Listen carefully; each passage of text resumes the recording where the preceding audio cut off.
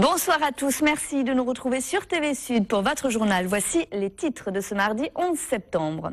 Le ciel méditerranéen scruté par 300 scientifiques. L'opération IMEX vise à comprendre et à prévenir les orages violents et les pluies torrentielles. Le 23e trophée Clairefontaine prend son départ à la Grande Motte vendredi. Depuis hier, les équipes montent les 8 catamarans de l'épreuve.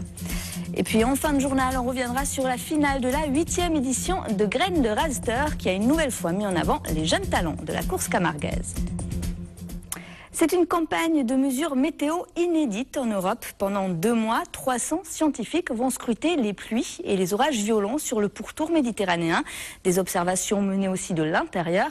L'opération IMEX s'étend de l'Italie à l'Espagne et vise à mieux comprendre et prévenir les phénomènes dangereux comme les épisodes cévenols. Les explications, Olivier Roiran.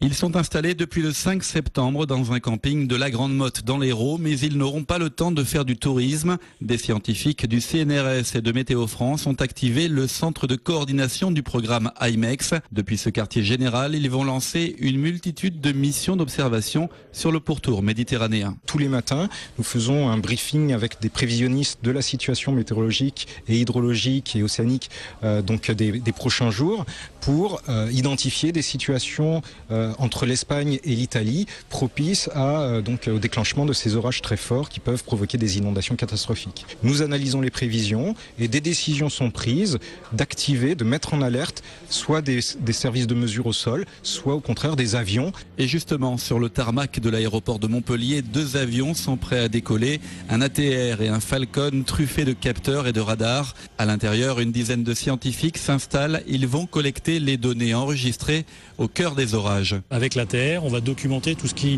va alimenter en fait les orages par la base essentiellement. C'est-à-dire tout ce qui est vapeur d'eau, on va mesurer la vapeur d'eau et les aérosols. Avec le Falcon, on va plutôt s'intéresser à ce qui sort de l'orage, c'est-à-dire toute la glace, tous les hydrométéores glacés qui sortent au sommet de l'orage.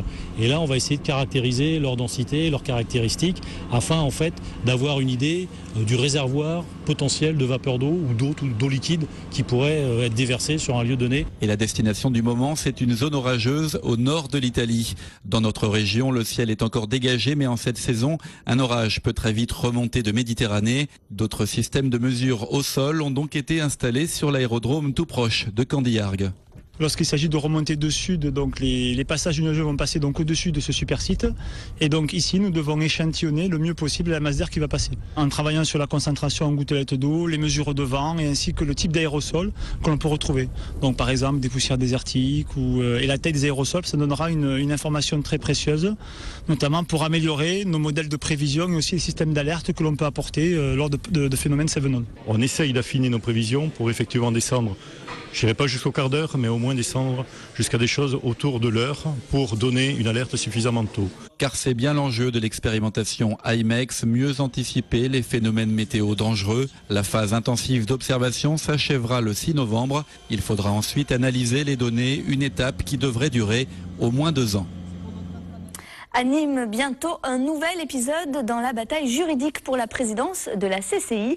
Le MEDEF Éric Giraudier espère dans les prochains jours une décision de la Cour d'appel de Marseille qui confirmerait l'annulation des dernières élections consulaires.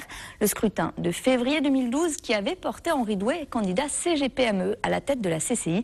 Il succédait alors à Éric Giraudier. En cas d'annulation du vote, on procéderait à Nîmes à la 3e élection consulaire en 2 ans. Écoutez. Je pense que première quinzaine de décembre ou première quinzaine de janvier, les élections seront terminées, pas commencées, terminées.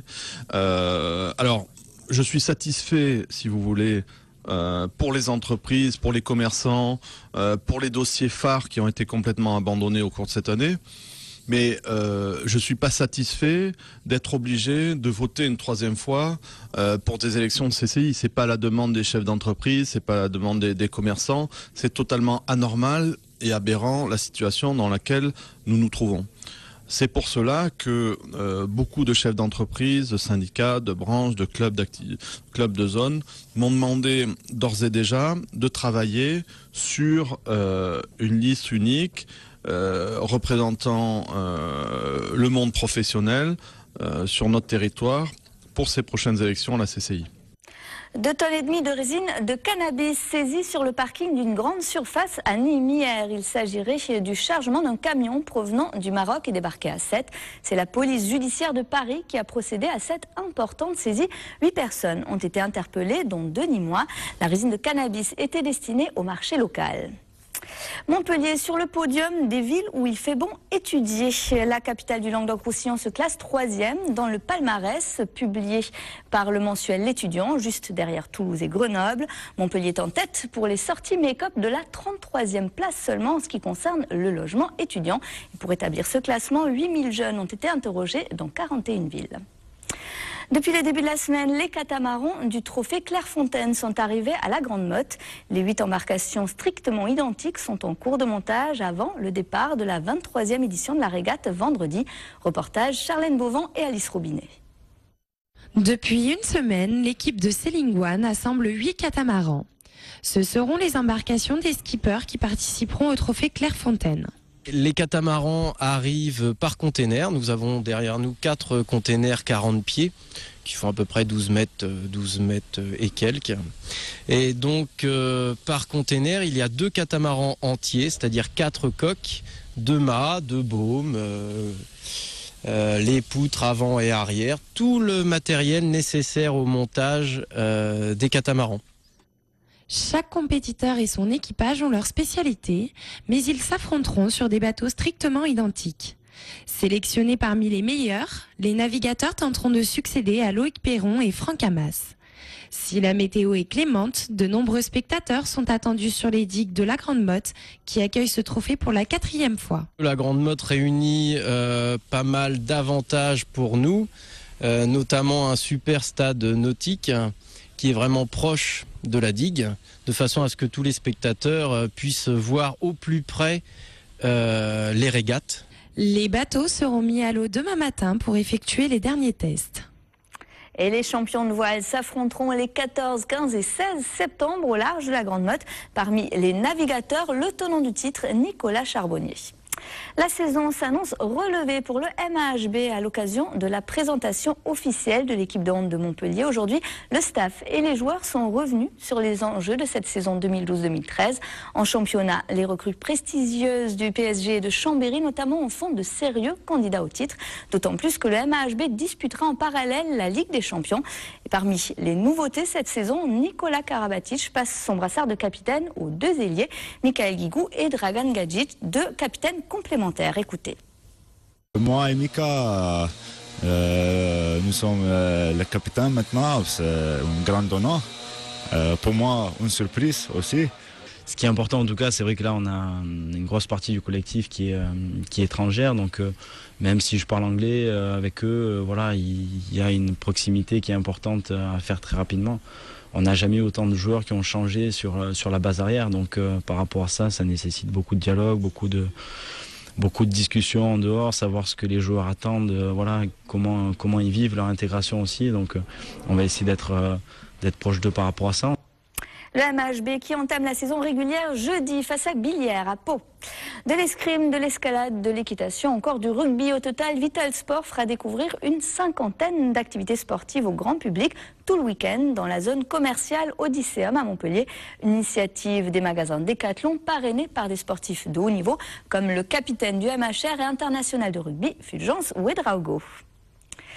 Les jeunes talents de la course camarguaise étaient à Redescend dans le Gard ce week-end à l'occasion de la finale de la 8e édition de Graines de Raster. Tous ont tenté de démontrer leur capacité face à des taureaux bien choisis. Compte rendu de la journée, Patrick Mallet. Comme chaque année, tout au long de cet été, ce sont presque toutes les communes de l'agglomération nîmoise qui eurent la chance de recevoir une course de cette compétition pour jeunes raseteurs en herbe. Au total, cette année, il y a eu 18 courses. Il y en a eu 2 d'Andulé, Carensac à cause des arènes et puis Cabrières. Donc au total, c'est 20 courses. On fait en gros 20-21 courses par an. On arrive à satisfaire toutes les communes de Nîmes Métropole, même les plus petites avec les arènes démontables. Et ça, c'est important et j'y tiens. Cette finale a permis de voir combien, même avec des taureaux protégés par des emboulages, rasetés est déjà excessivement spectaculaire et dangereux.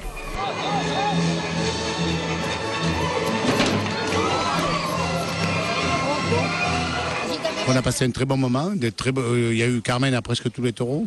Des bons coups de barrière. Bon, c'était très bien. Ce prix revient Antoine Charada.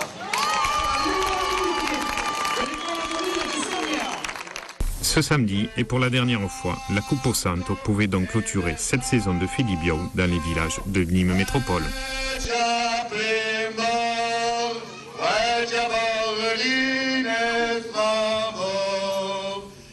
C'est la fin de ce journal. Retour de l'information sur votre chaîne locale dès demain, 12h30, pour votre édition de la mi-journée. Passez une excellente soirée sur TV Sud.